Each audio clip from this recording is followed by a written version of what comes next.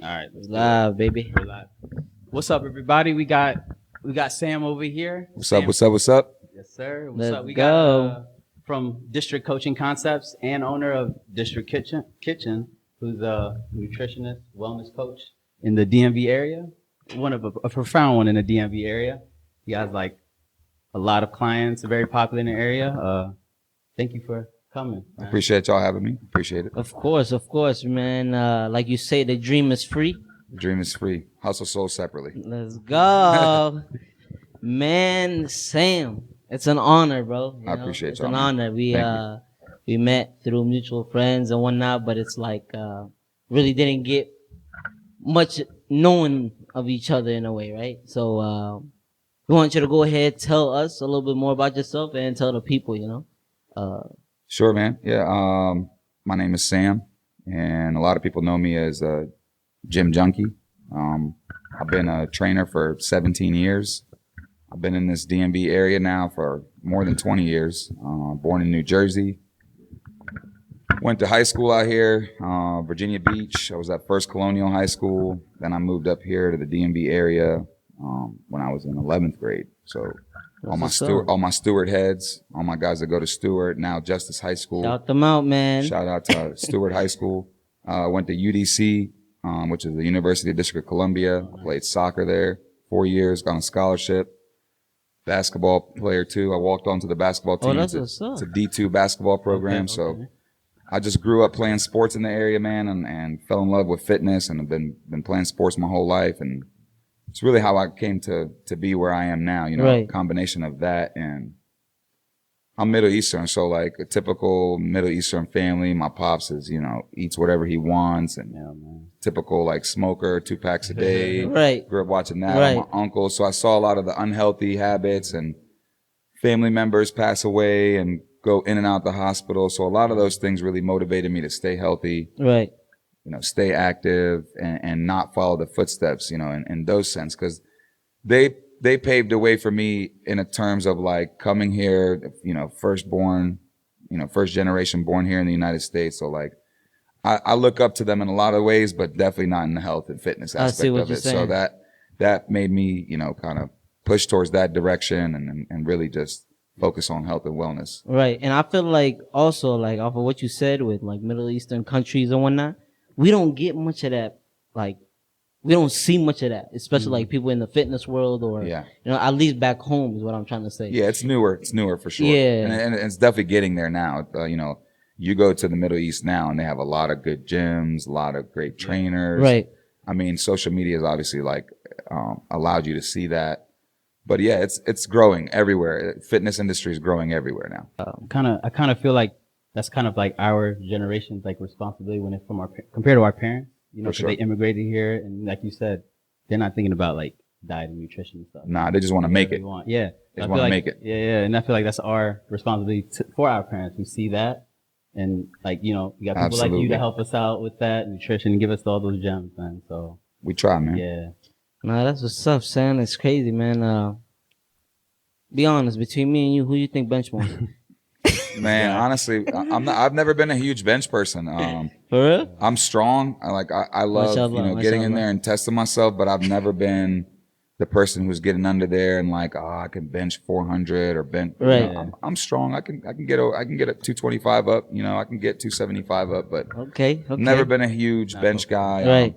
I love back workouts. I love working on my legs. Like I said, I play soccer, so like legs have always been That's odd. one of my especially favorite things nowadays. to train. Yeah, nobody likes to train legs. so you're more so like free weights versus like working out with weights. Like, what's your ideal? Honestly, it's whatever the goal is. I like to mix it up. Okay. You know, I like machines. I like free weights. I like the new equipment. I like functional training. The older I get, the less I'm finding myself, you know, going heavy and being in front of like dumbbells and like all those. You know, I like making sure that it's, you know, about longevity. I tore my Achilles 6 way. months ago, 7 months ago. Full tear, had surgery. First time I ever been Nice. injured my whole Wow. life. Never How was had that an experience? It was very Like, humbling. especially with you, like being so fit and, you know, in the Humbling gym and experience. Humbling, right? The most humbling experience I've ever had, Subhanallah. probably. Alhamdulillah Like, for that, you know. alhamdulillah, I'm good now. Yeah, but Alhamdulillah, you good. when you're healthy your whole life and you're active and you're used to going out and hiking and walking Right. and working out. Like, you take all those things for granted. Right. And the moment that I got hurt, first time ever, it was eye-opening. And that was the first time ever through this experience. Ever. I played college sports. I played high SubhanAllah, school mashallah, sports. mashallah, that's what's up though. I never had, the worst is like an ankle sprain, you know, like you're out for a few days, but like this was game changing. Like, torn Achilles, went under the knife, had to get it repaired, couldn't walk for 3 months. And I really had to focus on diet, and really had to focus on like myself, and talk to myself a lot, and push myself through things that are very difficult to deal with when you're alone and you can't, like, I see what you're saying. you depend on, when you never ever depended on anybody and then you got to depend on people, it's hard and it's humbling. So like, Ding, ding, ding. We need some sound effects right here. That's a point. That's such fact. That's not, I don't even feel like that has to do just with gym. That has to do with everything. Like, you know what I'm saying? Like, I agree, man. I'm the type of person that, like, also, like, in terms of, like, growing up, it's just that depending on somebody. I got a responsibility at a young age. So it's like, it's just going into things and doing it my way, and not always having to worry about needing somebody to do it, just finding a way to get it done. So it's like, when you say, like, when you have to depend on somebody, man, trust me. It's hard. It's hard. Yeah. If you got good people in your corner, Right. it's not as hard and it's not as challenging. If you got somebody who like cares about you, you got family, you got a girlfriend or a boyfriend, Right. somebody who's going to help you through those times, it Loved ones. is definitely super helpful, but it's still challenging. Still challenging. Still It's challenging. It's challenging, kind for of, sure. It gets lonely too at the time. Like, I don't know if you've seen the Kobe Bryant documentary when he tore his Achilles? I watched it 3-4 times while I was, really? in bed. It was very motivating. Yeah. It made me get up. One of the things when you get injured that most people hate is physical therapy. Especially if you're someone who likes to work out a lot. Yeah. You walk into physical therapy and you're like, shit, man, this is boring. I'm doing these small movements. I can be lifting this. But Yeah. as soon as you get in there and you start doing these little movements, you realize, like, man, I'm not where I need to be, and I have to do this. Right. And that Kobe documentary made me go into physical therapy every day with an open mind. Yeah. And I appreciated the physical therapist more because I knew what it took for them to like be in this space and doing what they're doing. And it's like, when you're not dealing with these things on a daily basis, you take advantage of them, or you take them for granted, or you don't really care about them. Right. True. But the moment that you experience these things, you start to realize, like, man, I take a lot for granted, and I need to be more aware of like what it takes for people to help you, and what it takes for these people to be here helping you, and like, you know, what their job is, and what their job is. Like, it's literally to bring you back to life. Right. Right. And I respected them so much more after like being there and understanding that and watching that Kobe documentary. Like, a really eye-opening, man. He's the GOAT. Yeah, that was very, even for me, like, I mean, I didn't go through that, like, alhamdulillah, but it's just like, it was a perspective For sure. it gave. Like, it's like such a grueling process that rehab, people that don't play sports, or like in a professional sense, don't realize, like, the average person doesn't realize how important, or like how kind of depressing it is, that process, the rehab process. Like, certain players retire because they say they don't want to go through that process again. Like Andrew, I don't know if you're familiar with Andrew Luck. Yep. How he was like, he saw all the injuries he had and he sustained. He was like, I can't do another year of rehab. Like, and he just had to retire. It's time consuming, man. It's time consuming, and it's about, just like anything else. And one thing that you'll find that we'll talk about a lot during this is, like, I'm a firm believer in consistency. One of our mantras at District Coaching Concepts is time, patience, and consistency. Yeah. Like, without consistency, you got nothing. You got to be consistent in anything you do. And that's not just in the gym. Like, anything that you want to be successful at, if there's no consistency with it, like, you're probably not going to do that well. Facts. That's one thing we do have in common in terms of Halal Wrist and, district concept, because Halal Wrist too, man. That's what we live by. Motto, that's our motto too. Is like consistency and like just being creative. So, like, obviously, like you said, it has to do with a lot of things. It's not just gym. It's just there's different things in life you go through, and then consistency is pressure, basically pressure on what you're trying to do to execute and get it out the way. Man, let's jump to the beginning real quick. I'm curious because I'm trying to figure out like when you really got into working out. Like you said something about it in the beginning when you're introducing yourself, but like what made you so passionate about it? I'm a very competitive person. Got it. I think I started lifting weights the day that my coach was like, "You're old enough to lift weights," which when I was 14 years old. That's a young age. My soccer coach was like, "Hey, you can lift weights now. Like, go to the weight room." And this is in Virginia Beach. So Right. one thing I do know is I've been in Virginia a majority of my life, but like sports in this area and Virginia in general is very competitive, Right. especially when the further you go south. Virginia Beach was very competitive. Kids were playing, like we had middle school sports, which they don't have up here at very many schools. Yeah. Like I started playing sports in 6th grade and competitive sports. Right. So the moment that I turned 14 and my coach was like, "Yo, go lift and here's how you lift." And I was in the gym and I was in there, leg press, bench press, like all that stuff, like trying to get better. So then that really just carried me out. I became a trainer when I was 20, before Instagram, before social media, before it was Mashallah. cool, For the wave, yeah. for the wave of like, Yeah. it was hard to be a trainer. You had to go through some grueling stuff. You had to go through these classes. You had to go to like camps. It's not like now where you can just go online and you get a cert and you're a trainer and then you go to work at a gym with no experience. Right. Like, Right. most people who were trainers when I became a trainer, were in their 30s, like late 20s, Right. early 30s, 40s.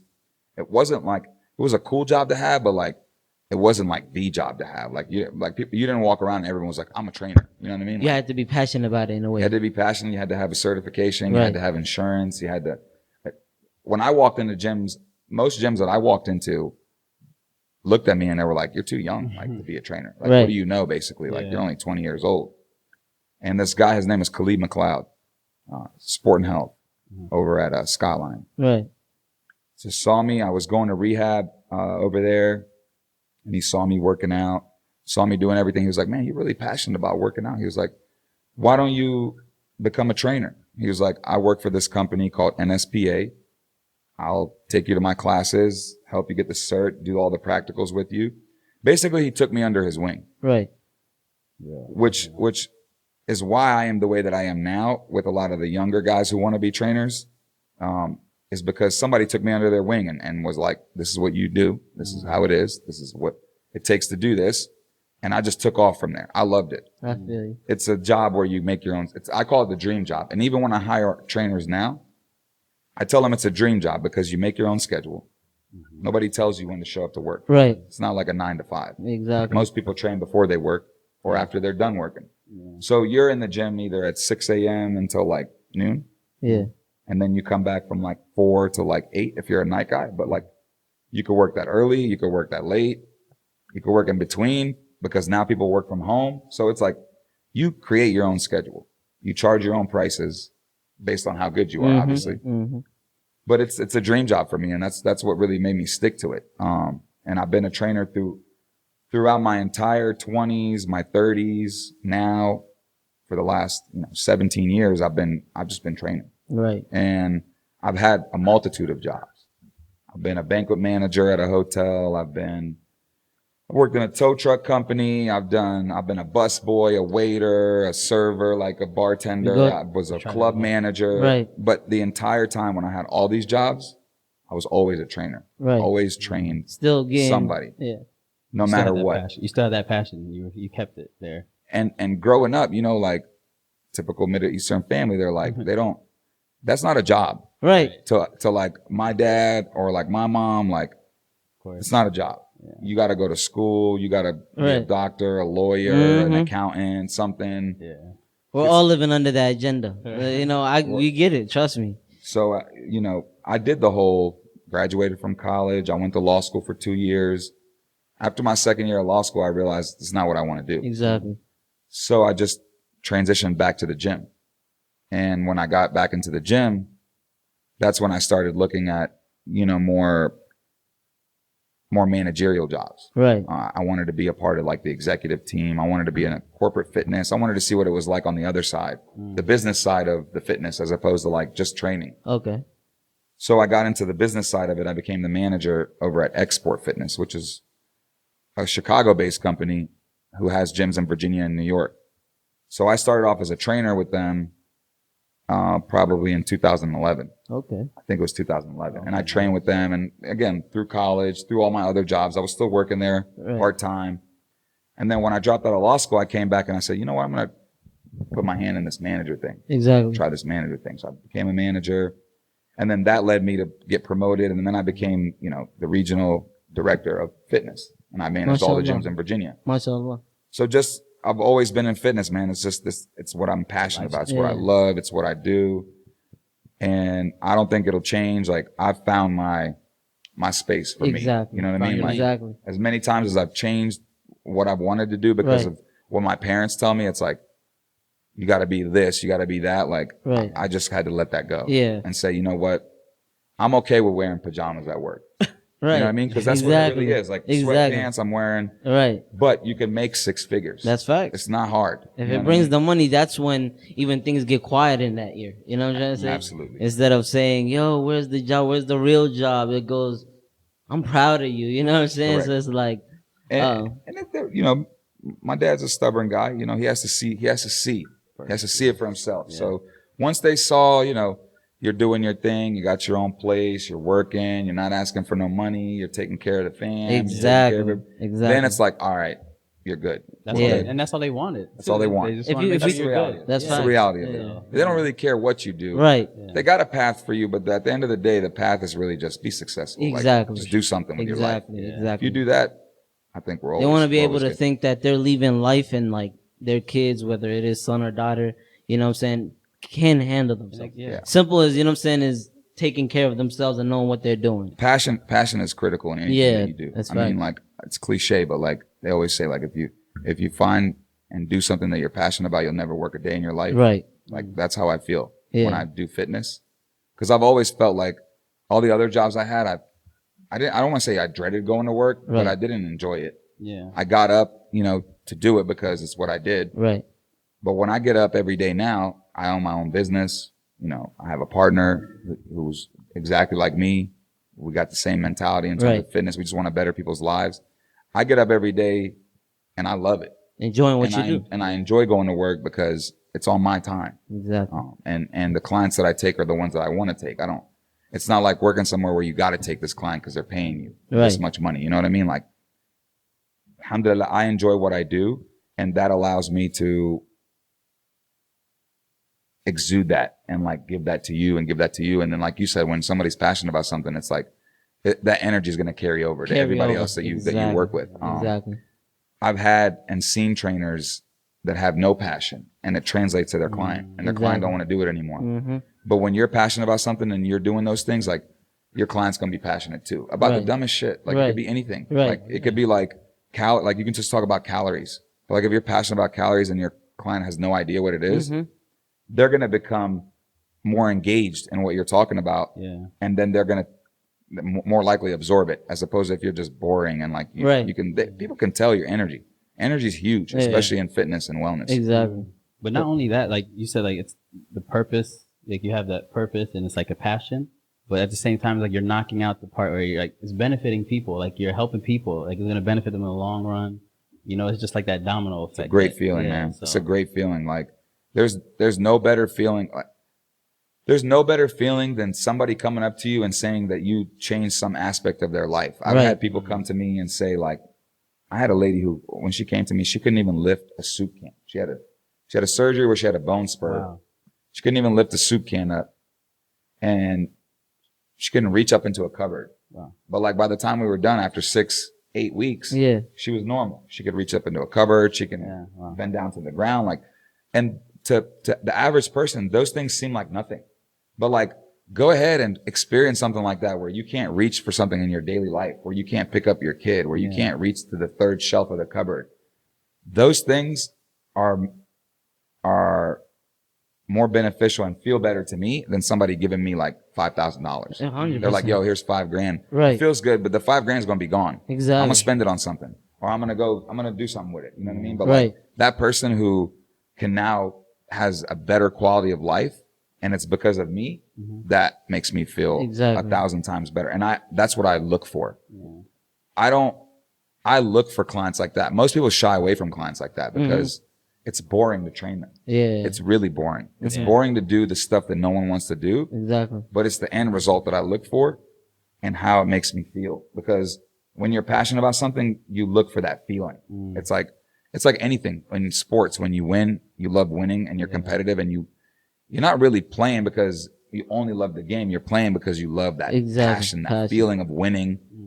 And that feeling of winning is when somebody else wins. That's how I feel. When you win, when somebody loses 50 pounds, or when somebody gets married, or they just got divorced and then they get remarried, like those are the kind of things that make me feel amazing. I see what you're saying. And make me passionate about what I do, as opposed to making, a shit ton of money. Yeah.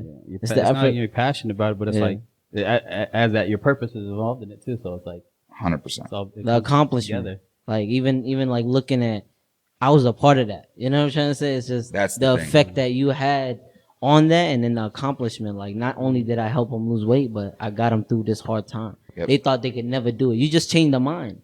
Literally, that thought he could never do it, or you know what I'm saying? Yeah. Never thought he'd be at a point of his life where he's this fit, or maybe can move his hand, arm, whatever it may be. Correct.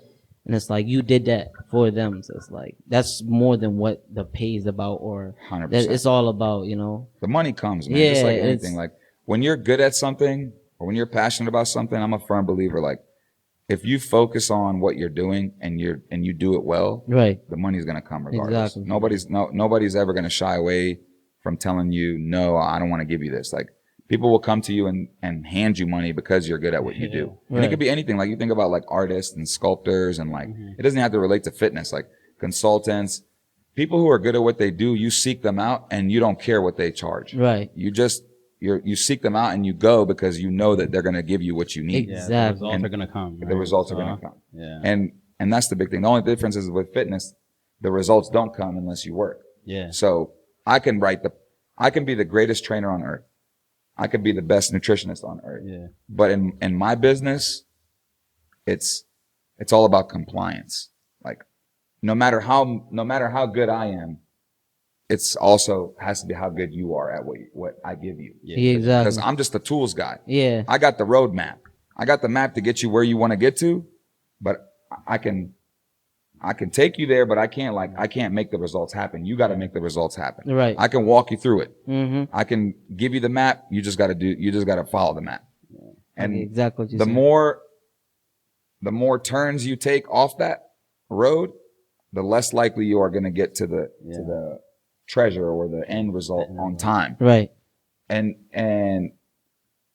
if you take days off, or if you do things like not on the road that I'm giving you, the results probably won't be the same either. Now, some people can get from point A to point B on their own, but the timing is going to look different. Yeah. What you did is going to look a little bit different. And there's nothing wrong with that. But my thing's all about developing a system that works, and I see what you're that's saying. like tailored to you, and Consistency. consistency, and it's something you could follow. But again, like at the end of the day, I could be the best, but it's all about like what everyone else is doing around me that are my clients. So that's the only difference between what I do and what like a sculptor would do, or somebody who's an individual person who's good at what they Right. do.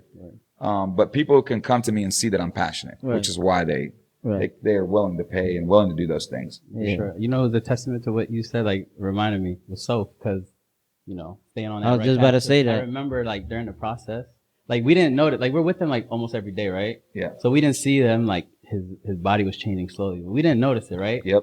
But it's like, every time I call them, I'm at the gym, or, I'm at the gym, like, he's doing Mashallah. 2 days, I think, or something, right? He was doing two days for a yeah. while. Yeah, for a while. But he was so consistent with it every single day. It was something. And I remember, like, we would go eat dinner late or something. He's like, I'm not eating after 9 or something. Right. But he was doing it so consistently. Yep. He never broke off of anything. And Yeah, we me saw- trying and we all saw these that. protein bars. He be buying them Yeah. like, bro, But we what saw is that this? habit. We saw that you were obviously coaching him, and we saw that what you like, what you showed him, and Yep. he actually did it, and we just saw like that path. He never even The compliance he was Yeah. talking about. even with us, that Exactly. even helped with us. Like, we're like, he was consistent with something that he wanted to do, right? Exactly. And it was like, we can do anything, and just as long as you're consistent, you're gonna see the results. That's it, man. And that's my motto, man. Like consistency is the key to anything that That's you do. facts. Yeah. That's facts.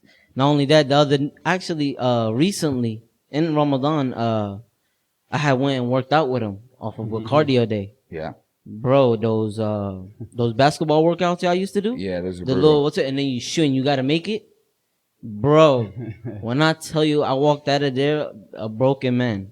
Alhamdulillah. That man soft, like as big as people think he is. It's like, mashallah, his energy and stamina is different. And Yeah, it's man, like, he's been working hard, man. yeah, he's Now been he's definitely dunking, working. now he's dunking more on us, bro, on the little hoop. Yeah, You know, he's, because he's Yeah. jumping he on- tells me all the time. He's like, he goes, I need to be able to get it. I want to jump a little higher. I want to be a little Yeah, faster. yeah, And a lot of people, you know, they've known Soph, you know, through social media. I've known Soph since he Yeah. was young, since Exactly. he was a young Yeah, guy, yeah. like skinny, played basketball Yeah. at Right. Ferrum, and he was Mashallah. quick. He That was was skinny quick. so. Yeah. He was quick. He's a ball player. Right. Like, and when he came to me and said, "Man, like, I'm not the same as I used to be." I said, "No, you're not, but you can get there. You can get back to where you were." Right. And that was the conversation that we kind of had. Hmm. And then it was more so like, because I'm never the one who's gonna like, I'm not gonna call you every day and like tell you, yo, do this, do this, do this, Right. do this. I need you to be motivated first. Then once you're motivated, then I'm gonna take it from you. Mm-hmm. But that's what he had. Yeah. He was motivated. He had already done everything. He'd lost a bunch of weight on his own. Right. And I think I get most people when they're in that path, Mhm. when they've already like kind of done it on their own and now they're stuck, Yeah. which is my favorite because like one, it's humbling. Like not for me, but for them, like, Yeah. oh, I did this and I got this far and now it's like, I need help. And for somebody to be humbled and be like, all right, I need help. Yeah. That shows me that, all right, you're ready to take some advice. Exactly. Because a lot of times people come to you and they're not humble enough yet. Yeah. Like they think they know everything or Right. they want to hire you, but they don't want to listen to you all the way. Right. Cause they're like, oh, I know that like, I know I can change this and I know I can change that. And what they don't realize is like, I've been doing this a long time. So I've gone through all the trial and error. When I give you something, the trial and error is already done. Like it's already now it's just about like, this works. This is a plan that works. And it works because I've done this like 1,000 times and I Right. know what works and what doesn't. Now, obviously there's variation. I'm going to change things a little bit here and there. Here and there. But for the most part, like when you're ready, that's when I love it. But the average person, I would say like comes in not quite humble yet Right, until they've already experienced a little bit of it. Yeah. But that's why I like Soph a lot, man. He came at the right time and Nah, and you saw the change. I mean, almost Yeah. like 12 Bro, weeks, I think he what? lost like Bro, what? 35, They 40 seen pounds. it. Everybody's seen it, you know, subhanAllah. Yeah. But, Transformation. yeah. That's why we had to get you on here, man. It's like you What? need to share the Hey, gym with listen. everyone else, you know, We so- next, man. Yeah. Qasim needs to lose a couple Whenever, of man, pounds, whenever you know. y'all ready. You know what I'm saying? Man, besides the, you know, training and everything, how about yourself, man? Do you have like, on top of like obviously training people and everything, do you have like fitness goals for yourself? Cause mashallah, I mean, obviously a lot of people might be like, oh, he's good. But like you through the process might be like, you have your own goal, like other than just, Yeah, I mean, right now my biggest goal is really just to get back to 100% health. Like I said, like Yeah. I'm coming off a torn Achilles. Yeah. I have some pictures that I'm gonna post soon, but I have my own transformation that I'll post Okay. from when 3 months after I couldn't walk, I started walking again, but I gained a lot of weight. It's probably the worst shape I've ever been in my life post surgery Okay. because I didn't move and I wasn't active for 3 I months. see what you're saying. So I had a lot of muscle atrophy. You know, like my functional movement was terrible. Right. So I'm just really right now, I'm just focusing on trying to get back to 100%. Did you have to like, you know, retrain your body or your muscle movements and stuff like For that? sure. My left leg was completely atrophied. I had no muscle in my left leg Yikes. when I was done. So my quad was pretty much completely gone. So rehab was first, and going through the rehab was really rough. But then once the workout process, yes, to answer your question, I had to like retrain everything. And even now I'm still retraining everything. Yeah. I'm not quite super even yet. I'm not like 100% even. Yeah. But I'm starting to like run again. Okay. I can get on a treadmill and jog and run. I haven't tried sprinting yet. Okay. And I haven't tried jumping yet because my physical therapist has me on a timeline. Right. But that's really my goal right now. I'm not really trying to push it too hard. I'm at an age where I know like as much as I want to get back in there and start hooping and start sprinting and start running, like I know that it's just going to be a detriment to my health if I do it too fast. So just really trying to get back to 100% and focus on healthy eating. Yeah. Which I've I've been dieting and eating healthy lifestyle because I don't like to use the word dieting. I like to say it's like my lifestyle. For, I want to say probably the last like 10 years. I've been pretty much on it. Like, I eat regular shit too. You know, I go to McDonald's sometimes. I go to Taco Bell. Right. I go have burritos and whatever. You know what I mean? Like, I do all that too. But again, I always tell people, like, it's okay to do that. It's okay to have a drink every once in a while, have a burger, have a pizza. But like, it's not okay to do it every single day. And then also when you're doing it, like, how much are you eating? Are you eating the whole pizza? Are you having a slice? Are you like, those things are the amounts. Yeah. So like for me, it really is just like focusing on nutrition and being balanced and trying to get to 100%. Those are my goals right now. It's like the balance you talked about earlier. Like, it correlates, right? So you eat all that food, you got to also kind of be active, like Chad Johnson or the Chad Ochocinco diet. I don't know. You heard him talk about his McDonald's habit, right? Where he's like, he goes on like NFL players, like all like the vegan players. He's like, y'all gonna get injured and everything. He's like, I eat McDonald's, you know, I gotta build all that stuff inside. But he's like, you can't do that unless you're working out consistently every single day. I would never tell somebody like, don't do or don't eat this if it's like one time. Like if you like McDonald's, if you like the McChicken or you like a Big Mac, right? I'm not gonna tell you, like, if you're gonna go have it one time, it's not a big deal. Yeah. Right. But like, if you're like, bro, I gotta have a Big Mac like once a day or like once every other day or even once a week. I got a friend actually. I'm gonna add you. I'm Dies from McDonald's, man. I'm probably gonna tell you no. Yeah. You know what I mean? I'm just gonna be like, it's not the move. Yeah. You know, you make your own burger at home. Right. You know, use 95.5 ground beef. Right. Use some, you know. It might even taste better, bro. The way these fast food and everything getting repetitive. Like, at some point, you got to learn how to cook for yourself. You know. We always talk about like with some of the homies, like about there's certain diets. Like, what do we even follow? Like, there's like the carnivorous diet, vegan diets, calorie deficient, fat deficient stuff. Like, what, like, for the average person, like, what is the right thing or what are we supposed to do? Like, you know? I hate fad diets. If you read through like my website, you'll see how much I talk about diets and like how much I hate fad diets and certain diets work, right? Like keto diet, right? It works for certain people. Then there's, you know, you got Atkins, which is I think another form of like a keto diet, basically, like South Beach diet. You got your paleo diet. You got all these little, you know, like intermittent keto, fasting, bro. And like you have everything. Like I tell my clients, don't worry about that. I try to give you a balanced, healthy lifestyle with foods that are normal. I give you carbs, I give you fats, I give you protein. Right. And it's all based on how much you weigh, what your lifestyle's like, activity level, how old you are, you know, how often you're going into the gym. Right. And really the diet that works is the one that you can stick to, right? So if you're someone who keto works well for you, do keto. Yeah. If paleo works for you, do paleo. But if you're coming to me, I'm not going to give you one of those diets. Okay. I'm going to give you something that's more lifestyle based. Right. You're going to have, you know, it's portion control, it's meal prep timing, and it's quality food choices. That's what I do. That's what I believe in. I'm not going to give you a keto diet. I'm not going to give you intermittent fasting. Right. Have I used those things? Sure. I've used those things to break through plateaus for clients, jumpstart a program, but for minimal time. And there's a reason why I do those things. I don't believe in like those type of diets for long term. Long term. Because the only thing that works long term is consistency and being consistent and eating healthy consistently. And when you do that, you can look the way you want to look and you won't yo-yo. And yo-yoing is huge in America because you see friends all the time. I'm going on vacation. Right. I'm going to get on no carb diet so I can get shredded. And then they get on vacation.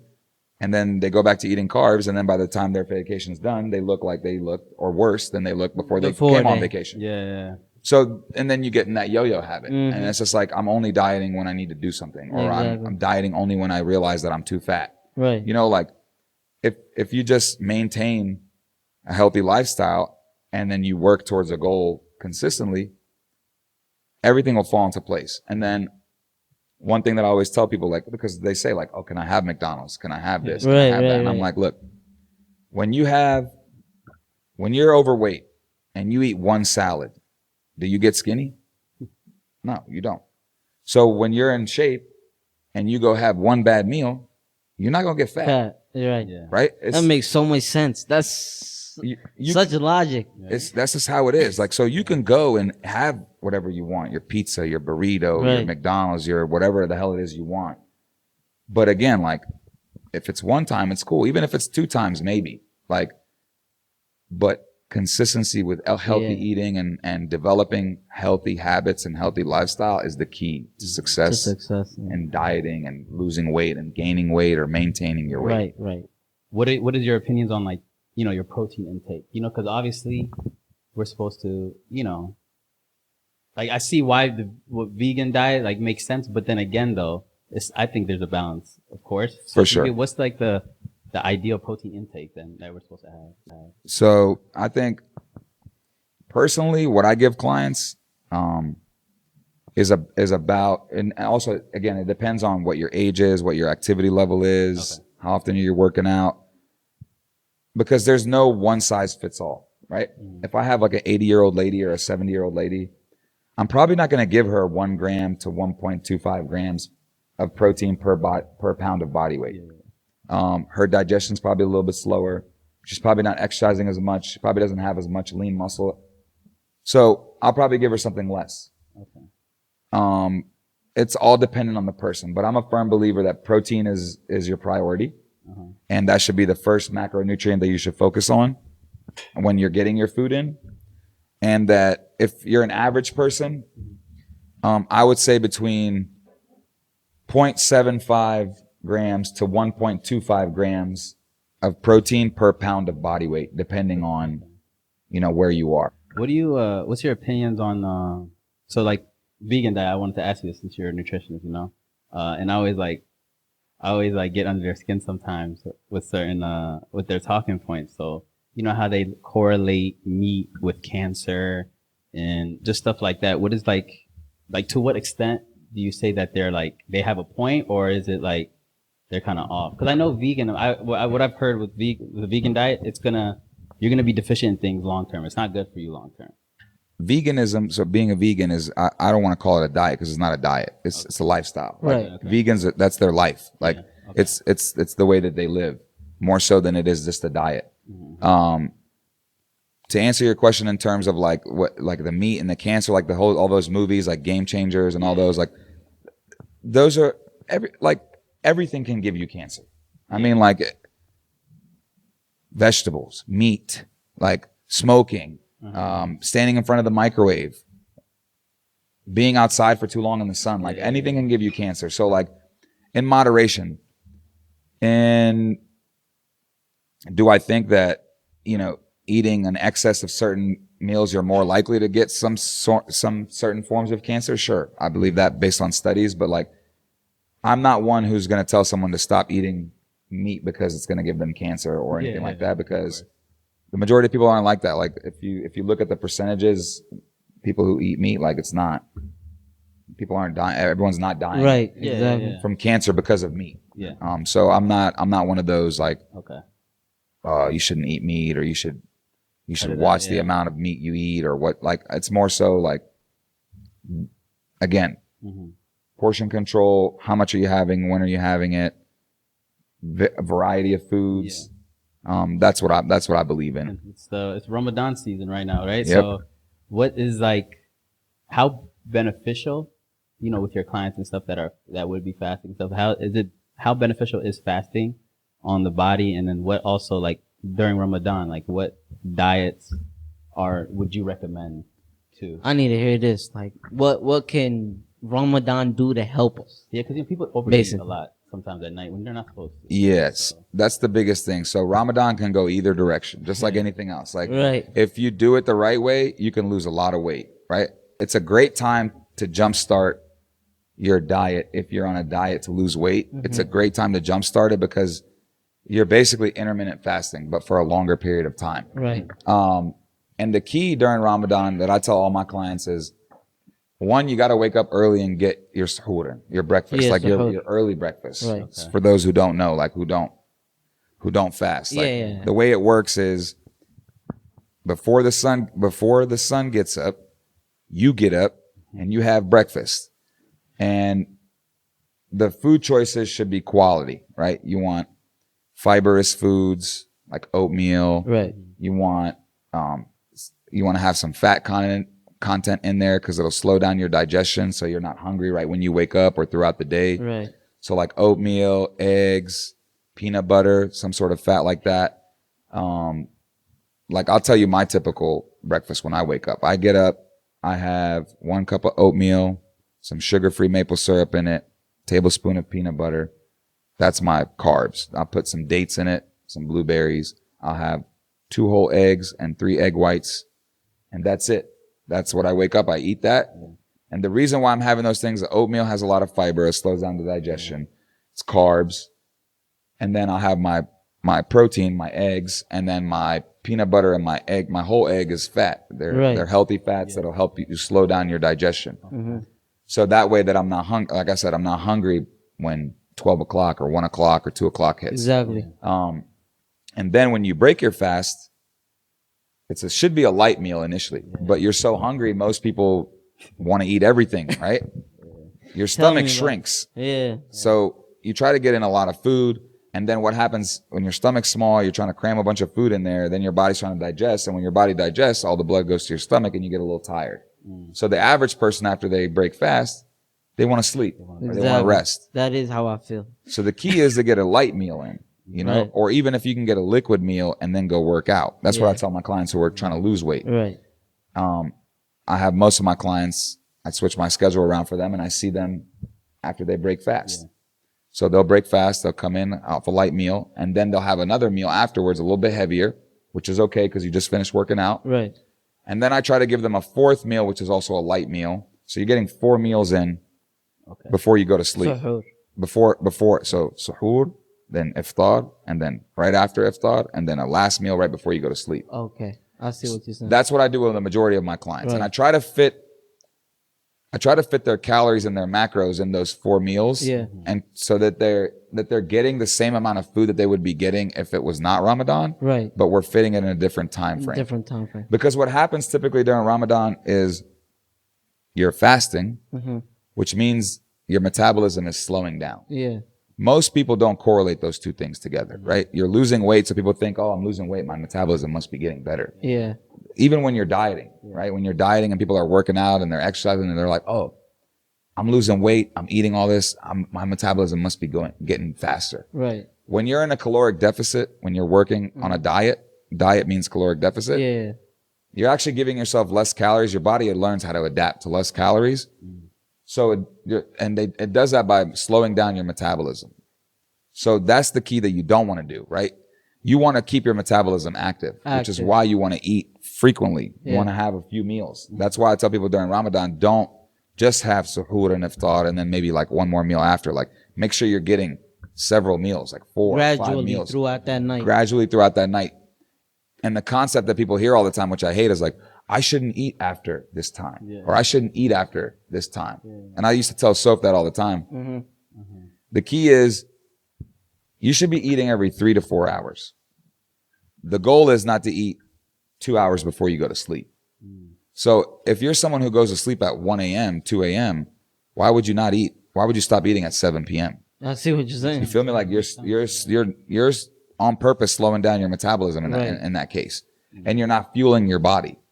So if I'm going to sleep at 1, then I'll probably tell that client to have another meal at 10. Right. So then now I have like a 4-hour window where I'm not eating, as opposed to like an 8 or 9-hour window where I'm not eating. Exactly.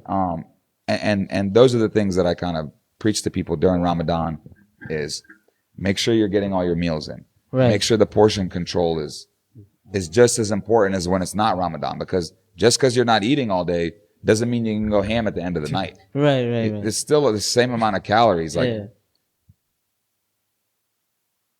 losing weight is a math equation. It's not magic. I'm not a magician. I tell all my clients that's the number one quote that I give all my clients. Right. When you come to me, I'm not a magician. Mm-hmm.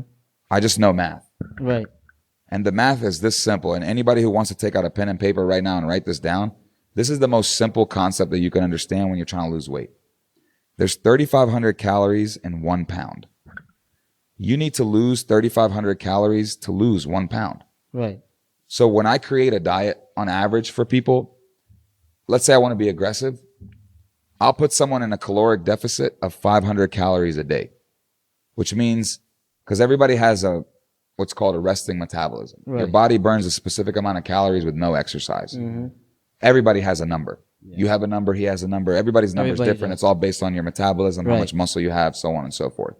So once I figure out, based on, there's tests that you can actually go get this done. Mm-hmm. If anybody wants to get a test done, a resting metabolism test, if you, there's Body Mass Gym in Arlington. All right. You can look it up. You can even Google put the it. location Yeah. and stuff right there. And I have a link in my bio as well. Okay. But you can Google it. If you'll send out a link or whatever, yeah, I will. And I'll give a discount code. It'll give you access to get a discount to get a resting metabolism test. Okay. It's a breathing test. They'll tell you how many calories that you burn or that you require. Okay. So that way you know. It also, they do DEXA scans, which is like the most accurate body fat reading. So that's a great place. So I tell my clients to start there. Give me that number. And then once I know that number, you don't have to get that. I can figure it out without getting that, but it's more trial and error. But when I have that test, it gives me that number. What I do is I put you in a deficit of 500 calories from that number. We take that number, we subtract 500 calories. There's 7 days in a week. Yeah. 7 times 5 is 35. That's 3,500 basically. Yeah. 500 calories times 7 days a week. So I, in essence, try to put my clients on that type of regimen. So where even if they don't even go into the gym, they should lose 1 pound a week. Oh, I see what you're saying. We're not exercising. This is just the diet portion. Yeah. Yeah. Now we add exercise. And let's say the average person works out 5 days a week. Yeah. So I tell my clients, all right, now when you go in to do your workout, your goal is to burn 700 calories when you go in for your 5 days a week. Mm-hmm. Because I never tell my clients to go in 7 days a week. I don't believe in 7 days a week. Everybody should have at least one rest day. If you're my client, I tell you 2. Pick a day during the week and pick a day on the weekend. And get the rest, because rest is just as important as working out. I've never been the no days off coach. You gotta recover. Yeah. So if you're doing that, 700 calories a day times 5 days, that's another 3,500. Yeah. That's 2 pounds that you lost that week. So that's where it comes in, where they say a healthy rate of weight loss is 1 to 2 pounds per week. Right. If you're some people will lose more. Some people will lose 5, 6, 7 pounds in their first week or 2 weeks of starting a new plan. Yeah. Right. But is it healthy to sustain that amount of weight loss for a long period of time? No, because you're probably losing some muscle. You're probably not eating the correct amount of food. You'll probably end up having a lot of energy issues. Right. So finding that sweet spot of losing 1 to 2 pounds a week is amazing. Yeah. And that's weight that comes off that'll stay off. Right. Because it's gradual. It's not immediate. And that's where it won't break the consistency that you're talking about. Correct. And if you can just come into the gym and lose 1 to 2 pounds a week, and you can set a goal for yourself for you in 12 weeks to lose between, 12 and 20 pounds. Mm-hmm. It's a realistic goal. Yeah. When people set goals like that, they're more likely succeed. Right. But the average person doesn't do that. Okay. The average person says, I need to lose 30 pounds. Right. And then they go to the gym 5, 6, 7 days a week. They don't eat right. And then they get on the scale at the end of the week and they're like, shit, I lost 1 pound. Or the average person will get on there and they'll go ham the first week and they'll lose 10 pounds. Right. And then they revert back to doing what they were doing. Right. And then they're right back to square one. Square one. Exactly. So it's like, just develop a routine. Yeah. Develop consistency and everything will come. What do you call it? The most ideal, efficient, workout routine during Ramadan. Ideally, you want to work out when you feel the best. Everybody's different. Uh-huh. And then also, what's your goal, right? Because there's no one size fits all. As someone who is trying to gain muscle or build or not lose weight, build muscle, gain weight, I'm not going to tell them to work out in the morning because they can't eat afterwards. Okay. So the anabolic window will be gone. Okay. And I'm probably going to tell them to lift right after they break their fast because they're going to get a meal in, they're going to have energy, and then they're going to get to replenish after they eat. So they'll get 2 meals in, Because the two biggest meals should be really your pre and post workout, regardless of whether you're losing weight or gaining weight or maintaining. Like those are your two biggest meals before and after. Yeah. So for Ramadan, ideally, I'll give you 3 windows, right? If you're losing weight, ideally, you'd want to come in either before or after you break fast and get a workout in. Now, I'm not a big fan of working out on an empty stomach. Yeah. I've never been a fan of it. If you can do it, more power to you. But I typically will tell my clients, like, come in after you break fast and work out right after you break fast. Okay. And then if you're someone who's going to gain weight, same thing. You're someone who's going to maintain your weight, same thing. It's just the amount of food that I'm going to give you is what's going to be the difference, because the type of cardio that I'm going to give you is going to be a little bit different. So like, it's really, the answer is whenever it works for you. Whatever works for you. But if you're trying to gain weight, definitely after you break fast. Yeah, makes definitely. sense. Yeah. What I do is I go towards like Tarawih prayer after iftar or whatnot. And then after that, like around 11ish, that's when I hit the gym. It's okay with that, man. Like there's no, again, like Just the same. there's no one size fits all, and there's no right or wrong answer. Right. It's whenever you can get it in. Right. Are there ideal times? Like, sure, but like the time that works is the time that fits. Yeah. I mean, sometimes it's not about getting straight A's. Sometimes it's about showing up to class. Exactly. You feel me? And that's the big thing about Ramadan. People trying to get straight A's during Ramadan, like trying to get all their macros, all their meals, all their workouts, all this stuff, like all this stuff that you weren't doing when it's easy to do when it's not Ramadan, right? But what I tell my clients during Ramadan is, it's again, like, right now is not the time to try to get straight A's. Right now is the time just to show up to class and just make it. Exactly. And if you can get a B, Mm-hmm. alhamdulillah. You feel me? Yeah. Facts. That's So facts. like I don't like to stress people out during this time and like tell them like, oh, it should be exactly like this and it should be exactly like this, because there's going to be a time where you can't come and put that effort you're Yeah. so worried about. Just for now, you know what I'm saying, focus on, fasting and getting that. that's and it. Focus on fasting, focus on going to prayer, Right. focus on getting all Right. that stuff in, Right. and then like when you have time for all the other stuff, like Yeah. because Ramadan, like it is a time to get healthy, but that's not the main focus. Obviously, Yeah, like it's that's what- it's exactly what I all was about to religious say. purposes. Like we Yep. need to spiritually, we need to get on another level, Facts. and then once we get to that spiritual, then we can worry about all the other stuff. Right, You know what I mean? right. Like everything else falls in place Right. for me, at least. You know what I Nah, mean? that's facts. That's facts. Speaking of Ramadan right now, what's your like favorite dish you can say? Man, I So mean, people can relate to too. As much as you work out, you still love food. I love food, man. Right. I'm big on mahshi. I don't know if you know, Mahshi. yeah. The one with rice. Yeah, so like Yeah. eggplant, it's like stuffed eggplant, stuffed squash. Yep. Like I'm Palestinian, so like that's what we do. Yeah, that and Mahshi hits. that's my go-to. Mahshi hits. I can tell you Hits. that for sure. I mean, all Middle Eastern food in general, In man. general, like no matter yeah. what country you In go to, general, man, in it's general.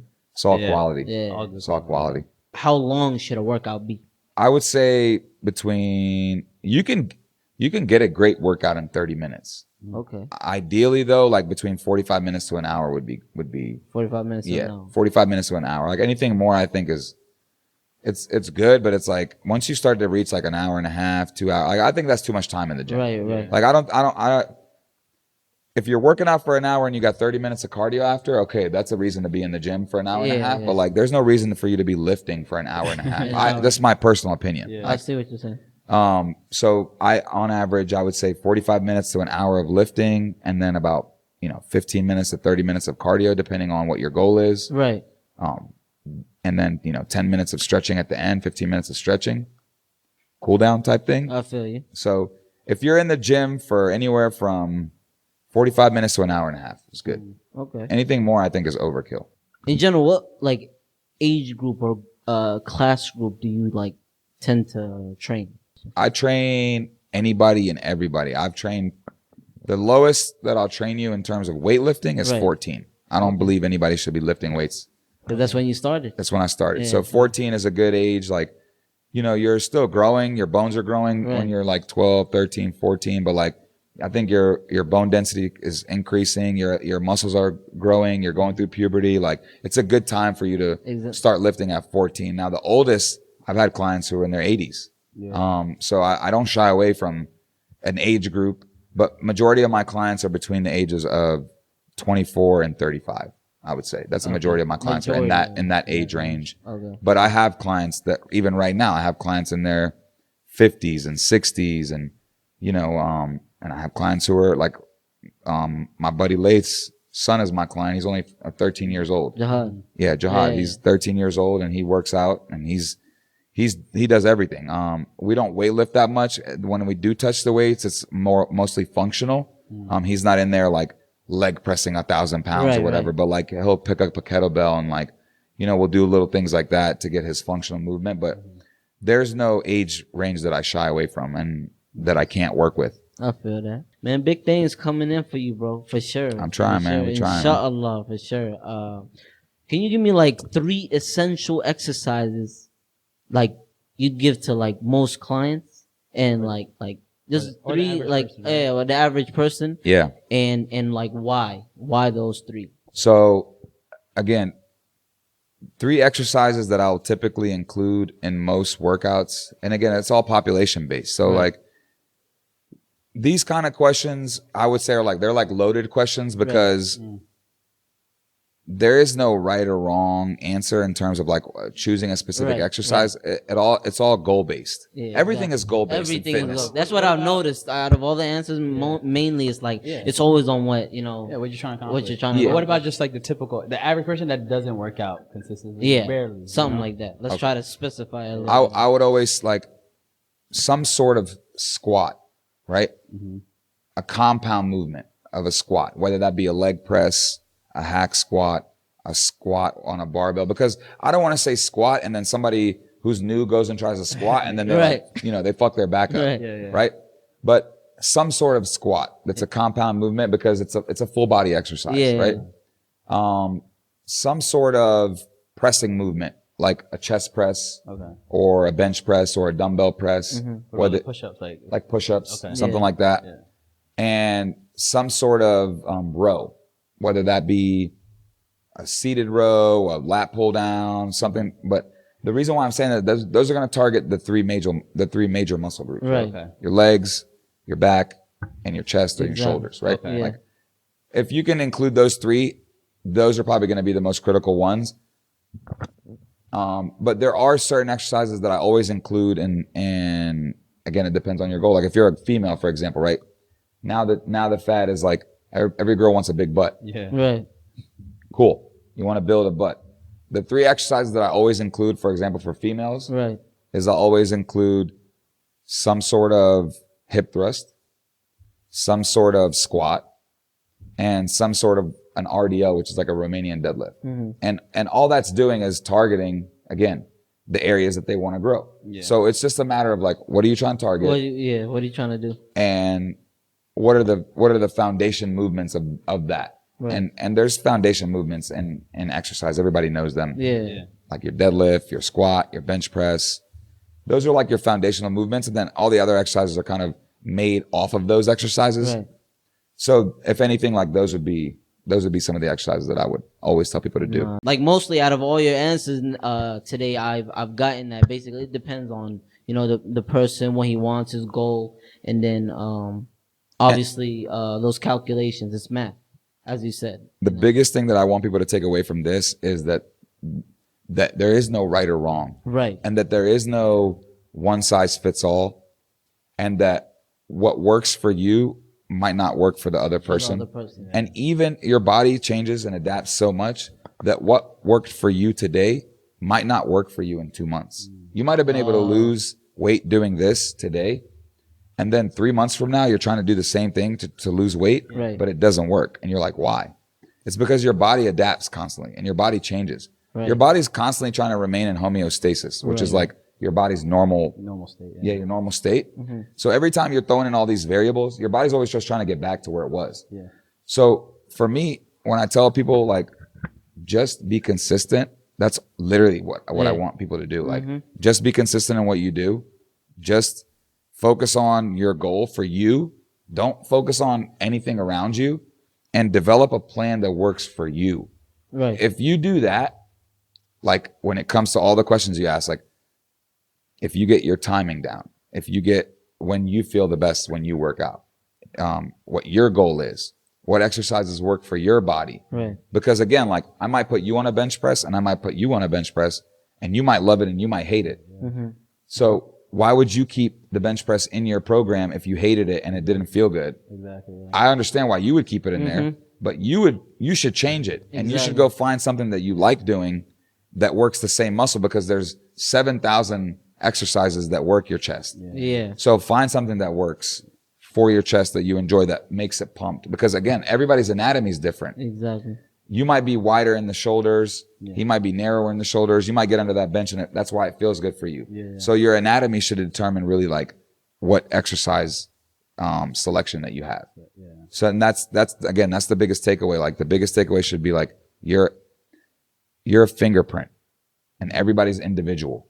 So exactly. Like if you find what works for you, then it'll get you the best results possible. Right. Instead of being like, oh, this worked for my boy. I'm gonna try what he did. Yeah. Figure out what works for you. Correct. Sam, man, it's been an honor. I want you, first and foremost, man, I want you to go ahead and talk to the people about, Gym Junkie. Like, where can they find you? Obviously, we're gonna put the ad down. District coaching concept. But yeah, go ahead. Feel free to So my handle and my Instagram handle is at Gym_Junkie with a Y, right. Not the IE. Put that right there. Yep. My other my business handle is at District Coaching Concepts. It's a weird spelling, so if you could put it in there for them. Yeah, I'll definitely put it in. And it's very long. So my business, the business that I'm in is coaching, nutrition, prep. I started my company with my boy Ryan, who's a veteran of South Carolina SWAT team. He's a law enforcement for 12 years. He's from Maryland, but lived in South Carolina for a while, and we came together and we started District Coaching Concepts to really just help people live a better and healthy lifestyle. Right. We do prep coaching for competitions. We do nutrition. We do fitness. I have I just hired 2 more coaches. So I have 10 coaches that work for me. Okay. And work for Ryan as well. We specialize in anything from, like I said, nutrition to nutrition for cancer. Right. We have a coach that specializes in bodybuilding. We have a coach that specializes in gut health and like hormones. Like we literally do everything that you can imagine in health and wellness. And we're growing. In terms of my personal page is there for educational purposes, for you to enjoy like, workouts, recipes. Right. I have a meal prep service, the District Kitchen. I've had that for about 4.5 years now.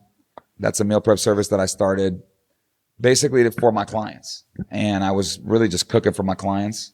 And then eventually like people started asking me about, how can I eat healthy? So we did that. I'm currently working on a project with a gym. I can't disclose it yet, but I'll be basically running a personal training program in a local gym that's expanding. More news about that soon. Can't wait to see it, man. That's going to be a big one. And I'll drop that.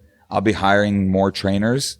So if you are a trainer in the DMV area and you're looking to, be a full-time trainer or a part-time trainer, reach out to me, DM me. They'll get your and I will give you more details. I can't discuss it right now in terms of like full detail. Of course. But once like all the legal aspects of it are done and everything's on paper, like that'll be a new project that I'm going to be, working on. But other than that, man, yeah, just follow me, follow my business. And then if anybody, wants to hire a coach, a trainer, a nutritionist, somebody like, just hit me up. That's what I'm here for. One thing that I do want to mention that because I'm known as like the fitness and health and wellness guy. Right. But actually, my business partner and me have helped develop and brand a bunch of businesses. Right. So we do branding. Okay. So if anybody, is interested in starting a business, doesn't Right. know how to start a business, wants to like know the ins and outs of like from the ground up, from Okay. like building your LLC all the way to like doing your website, to all that kind of stuff, and how to brand and how to make your brand like popular. We do that. Perfect. I didn't even know that. Yep. I have a That's section on my website. It's called Strategy Sessions. You can go in there, book a consultation. The consultation's free. We've been doing that for a while now. We don't really advertise that. It's more so like if you know, you know. But we've got a nice little portfolio now, so we're doing it more often now. We're actually talking about it. So if someone is looking to build a website, start a business, learn how to do the LLC, like that's one of my lanes. And I that's something that I love doing, because it's just like fitness. Like the difference is like now you're putting money in someone's pocket. Right. So that to me was another like huge thing that I'm working on that I enjoy doing. So again, like if anybody does want to do that, that's something that I am dropping here that I really do enjoy doing. So definitely hit them up. That's very creative. We can even speak about that. There's a lot of things for sure. But yeah, anybody else, looking forward to open up LLC's businesses, whatever, talk about it, get to know them more, definitely hit them up 100%. I want to ask you one more question before we even get out of this, training phase and whatnot. Who was your biggest transformation? I've had a lot of transformations, man. I don't want to pinpoint one, but like I'll give you a couple of my big ones. I don't want to put you on the spot. But, no. Yeah. So I had a teacher. Her name was Sarah. Okay. I'm sorry, I can't remember the last name off the top of my head. I'll give you the picture of her, but she lost over 100 pounds. And again, it's for me, it's not so much. It's not the amount of weight that you lose. Right. That's the transformation for me. It's the quality of life that you gain after your transformation. So, Sharon was another one, the one that I told you about, the soup can. Okay. Yeah. So again, it's not necessarily like transformation or like that I look at as like the biggest success. Mm-hmm. For me, the biggest success is how did I affect your quality of life? Right. So obviously with Sarah, she lost 100-something pounds. Like her quality of life changed because she was able to do normal stuff. Exactly. She got, she was always afraid, to be in public, to wear certain things. Right. But then once she lost weight, she became more confident. Mm-hmm. And it really opened up a lot of avenues for her. Where like, again, Sharon, she couldn't pick up a soup can. So like for her, she like holding the remote to change the TV was hard for her. No.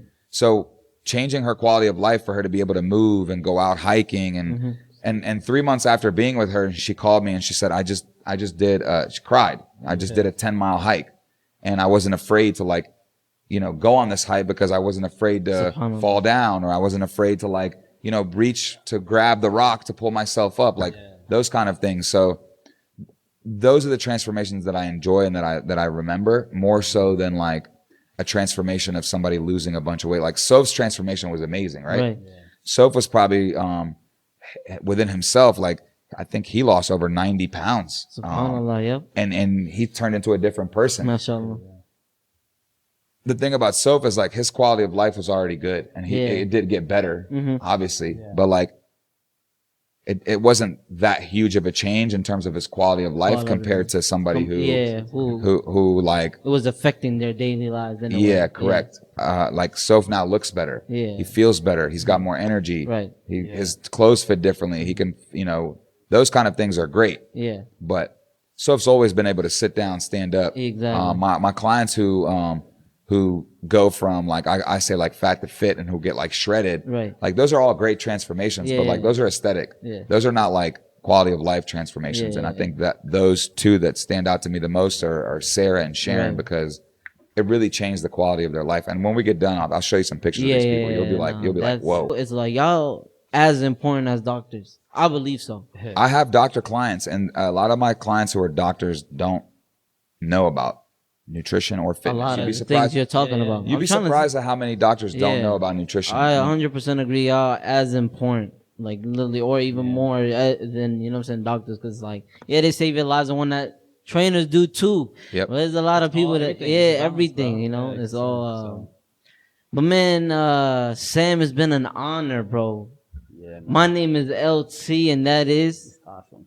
and we have guest Sam. Sam, appreciate and y'all, this man. is the Halal Wrist podcast. Appreciate y'all, man. Man, it's been an honor, man, and I know you know because we're in Ramadan, and you know, we can't get no drinks or snacks for you or anything, but you know what I'm saying, I got a little something.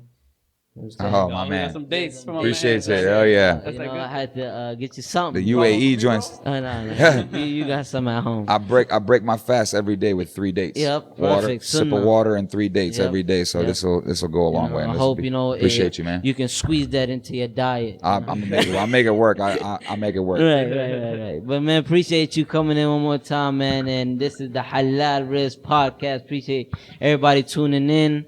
Don't forget to like, comment, subscribe. And when the prayers go up, The blessings come down. Oh, and the last thing I wanted to mention, Go ahead. because since we didn't even give a secret phrase, but we give it to them at the end so they can listen to the whole podcast. Yeah, go ahead. So the secret phrase It's is even better. It comes right after the same. Go ahead. the secret phrase is 150 pounds. So if you DM me the secret phrase, the first male, and I was going to do one, but I'm going to do one male and one female. So the first male and the first female to DM me 150 pounds, and you can't be a former client of mine. It has to be somebody new. Okay. I will give you a month coaching for free. It's online. I'll walk you through everything once you DM me, and we'll go through everything. So 2 free months of coaching, 1 each, if you DM me that secret phrase. See that? Appreciate you That's for that. love right there. See, if you would have stayed So- till the end, you would have got a free month. Let's see who's gonna do it. Let's see who's gonna do Let's it. see who's gonna do it first. Peace.